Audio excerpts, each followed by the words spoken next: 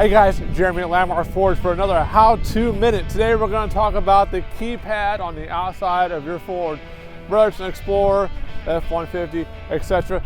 Very easy to use. Don't come to the store if you don't need to. Check us out at landmarkford.net.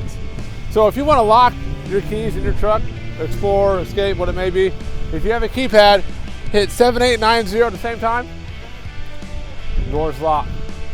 Now if you want to unlock them, very easy. Make sure you check out the keypad code card in your glove box. Your salesman should have went over it. It's going to have a 5-digit number on it, and you can change that, but it will always remain this one in the system, so that way you always have something to revert back to. So I type in 10424, 10424. It unlocks the driver's door.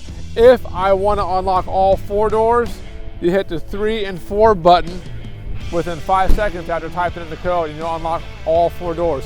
It's a great way to make sure you don't ever lose your keys. Check us out at landmarkford.net for more how-to videos so you don't have to come to the dealership.